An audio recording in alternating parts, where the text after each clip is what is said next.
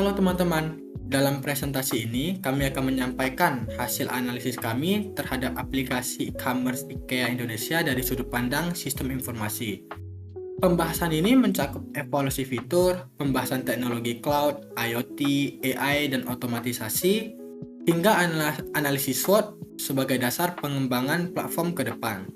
Sebelumnya, perkenalkan, nama saya Michael Lee dengan NIM 251120002. Perkenalkan, nama saya Antino Dinata dengan NIM 251121158. Kali ini saya akan membuat video tentang penjelasan analisis aplikasi e-commerce pada IKEA di Indonesia.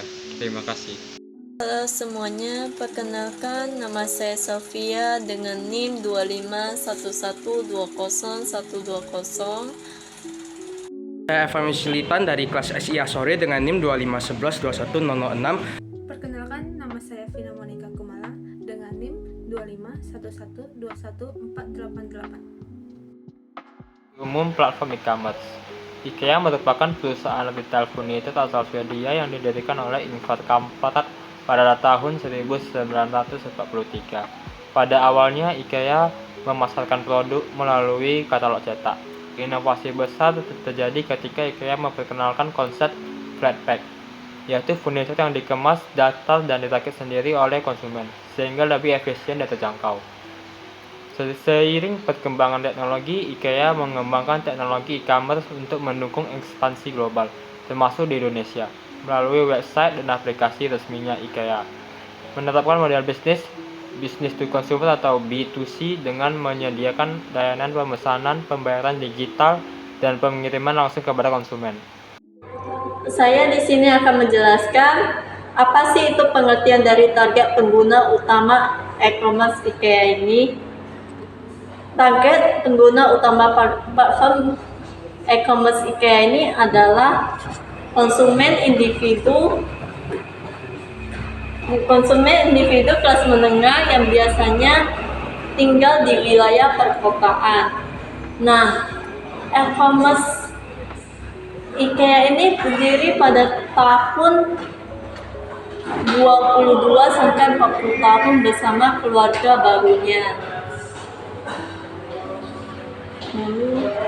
Dalam kelompok ini umumnya memiliki mobilitas tinggi, keterbatasan waktu, kemudian tetap dalam kemudahan belanja secara daring. Apa sih itu daring?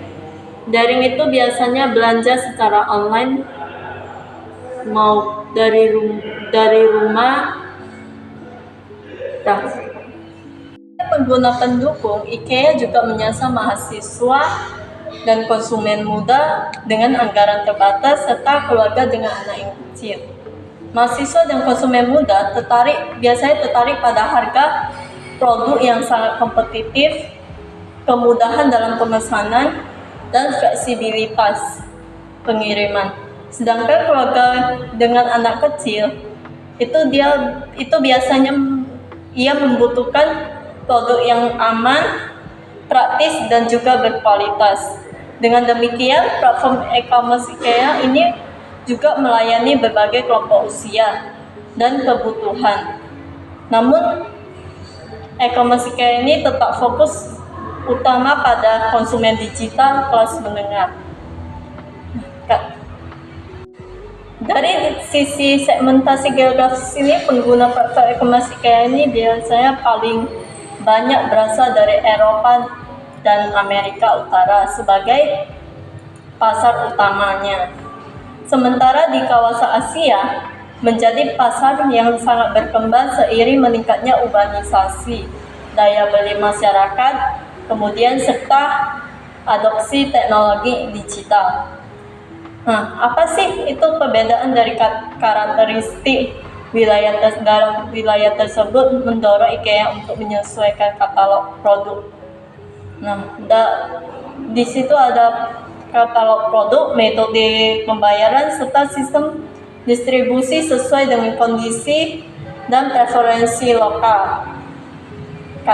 Setelah segmentasi tersebut, fokus layanan platform e-commerce IKEA ini biasanya diarahkan pada penyediaan katalog digital yang sangat lengkap, sistem pemesanan dan pembayaran secara online atau COD, informasi ketersediaan stok, serta layanan pengiriman yang sangat efisien. Kemudian strategi pasar yang biasanya diterapkan menitik beratkan pada penyesuaian layanan digital, harga, dan juga pilihan produk sesuai dengan karakteristik target utama dan juga target pendukung. Sehingga platform e-commerce IKEA ini mampu memberikan pengalaman belanja yang sangat relevan, efisien, dan juga konsisten dengan kebutuhan konsumen di setiap segmen pasar. Teknologi dasar yang digunakan. Platform e-commerce IKEA dibangun menggunakan teknologi modern untuk memastikan performa, skalabilitas, dan keamanan sistem. Pada sisi front-end, IKEA menggunakan HTML5, CSS3, JavaScript, dan React.js agar tampilan website responsif serta interaktif. Untuk aplikasi mobile, IKEA mengembangkan aplikasi berbasis Swift di iOS dan Kotlin di Android, sehingga pengalaman pengguna tetap konsisten. Sementara itu, pada sisi backend, IKEA menetapkan arsitektur microservice yang memungkinkan layanan seperti katalog produk, pembayaran, dan pelacakan pesanan berjalan secara terpisah, namun terintegrasi melalui RESTful API dan GraphQL. Dengan teknologi ini, IKEA mampu menghadirkan layanan digital yang cepat, aman, dan andal. Oke, halo nih, saya akan membahas yang bab 2 di 2.1 itu ada penerapan komputasi awan. Jadi pada platform e-commerce itu memanfaatkan teknologi komputasi awan atau cloud computing. Ada 4 penerapan yaitu fungsinya yaitu menjadi infrastruktur utama layanan e-commerce IKEA. Yang kedua, memungkinkan sistem berjalan stabil, fleksibel, dan mudah diakses. Yang ketiga, kapasitas sistem dapat ditingkatkan otomatis saat trafik besar. Yang keempat itu mendukung penyimpanan serta pengolahan data dalam jumlah besar. Selanjutnya di penerapan IoT dalam e-commerce yaitu 2.2. Itu IoT digunakan untuk pemantauan stok logistik dan distribusi barang. Yang kedua itu biasanya data real time meningkatkan akurasi informasi produk dan pengiriman, misalnya lokasi pengiriman produk udah sampai mana. Selanjutnya ada mendukung integrasi produk pintar dengan aplikasi digital IKEA. Yang terakhir yaitu meningkatkan efisiensi operasional dan penggunaan pelanggan. Selanjutnya di manfaat cloud dan IoT terhadap layanan e-commerce. Yang pertama itu meningkatkan kinerja sistem e-commerce, mempercepat proses transaksi dan distribusi. Yang ketiga, meningkatkan keandalan layanan dan kepercayaan pelanggan. Yang keempat, menciptakan layanan digital yang efisiensi, akurat, dan terintegrasi. Platform e-commerce IKEA menyediakan berbagai fitur utama untuk memudahkan pengguna melakukan proses berbelanja online. Pengguna dapat mencari produk dengan cepat melalui fitur pencarian dan memastikan ketersediaan stok sebelum membeli. Halaman beranda menampilkan promo, produk unggulan, serta rekomendasi yang memudahkan navigasi. Fitur inspirasi membantu pengguna mendapatkan ide penataan ruangan. Sementara, keranjang belanja dan akun pengguna mendukung proses transaksi agar lebih praktis dan efisien. Informasi produk yang lengkap serta layanan pelanggan juga membantu pengguna dalam mengambil keputusan pembelian produk. Nah, pada bagian ini kami mengevaluasi kualitas dan efektivitas fitur yang ada pada e-commerce IKEA Indonesia. Secara umum, fitur yang tersedia sudah membantu proses belanja online, terutama pada fitur pencarian produk dan ketersediaan informasi stok. Namun masih terdapat beberapa keterbatasan seperti filter pencarian yang belum terlalu spesifik. Nah, di sisi lain terdapat juga fitur inspirasi yang mampu meningkatkan nilai beli pengguna.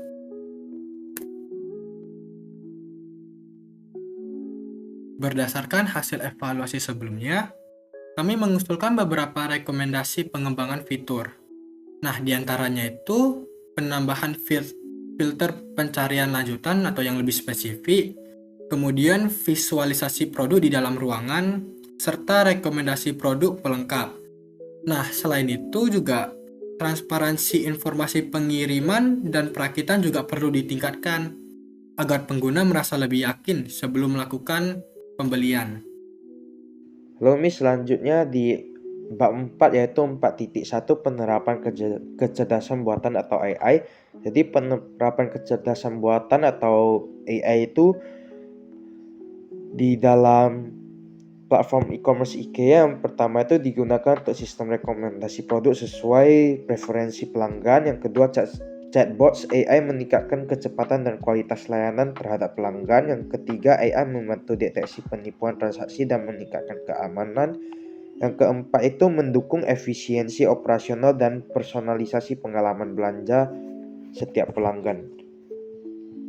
Otomatisasi operasional pada platform e-commerce IKEA Indonesia ditetapkan untuk meningkatkan efisiensi dan kecepatan layanan. IKEA menggunakan sistem manajemen gudang atau WMS yang terintegrasi dengan pemantauan stok secara real-time sehingga pencatatan inventory dilakukan secara otomatis dan akurat. Manajemen inventory juga terhubung langsung dengan sistem penjualan online sehingga setiap transaksi memperbarui stok secara otomatis secara global. IKEA bahkan mengembangkan teknologi robotik dan drone berbasis AI untuk pemantauan gudang. Selain itu, proses pembayaran digital telah terotomatisasi sehingga transaksi menjadi lebih cepat, aman, dan efisien. Penerapan AI dan otomatisasi pada e-commerce IKEA memberikan dampak yang sangat positif terhadap pengalaman pengguna. Sistem rekomendasi berbasis AI membantu pengguna untuk menemukan produk yang lebih relevan. Sementara itu, chatbot mempercepat layanan pengguna. Nah, di luar dari itu, otomatisasi inventory membuat informasi stok lebih akurat dan meningkatkan keamanan serta efisiensi transaksi. Kekuatan utama platform e-commerce IKEA terletak pada reputasi merek global yang terpercaya. Aplikasi dan website terintegrasi dengan baik, sehingga proses pencarian produk hingga pembayaran menjadi mudah dan efisien. Informasi produk yang lengkap membantu pengguna memahami produk secara detail, serta jangkauan layanan online memungkinkan IKEA menjangkau konsumen di berbagai wilayah tanpa harus datang ke toko fisik. Kelemahan platform e-commerce IKEA adalah keterbatasan interaksi langsung dengan produk, sehingga pengguna tidak dapat melihat atau mencoba barang secara fisik. Biaya pengiriman, terutama untuk produk berukuran besar, relatif tinggi dan waktu pengiriman dapat bervariasi. Selain itu, ketergantungan pada sistem digital membuat gangguan teknis dapat mempengaruhi kenyamanan dan kepuasan pengguna.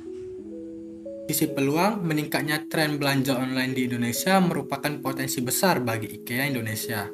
Perkembangan teknologi digital, pemanfaatan AI, serta integrasi omnichannel membuka peluang untuk memperluas pasar dan meningkatkan kualitas layanan e-commerce. Namun, platform e-commerce IKEA Indonesia juga menghadapi beberapa ancaman, seperti persaingan dengan marketplace yang besar, risiko keamanan data, serta perubahan regulasi yang dapat mempengaruhi operasional. Oleh karena itu, diperlukan strategi yang adaptif agar platform tetap kompetitif dan berkelanjutan. Demikian video presentasi ini kami sampaikan. Apabila terdapat bagian yang kurang jelas, detail lengkap dapat dilihat pada laporan tertulis yang terlampir. Terima kasih atas perhatian yang diberikan.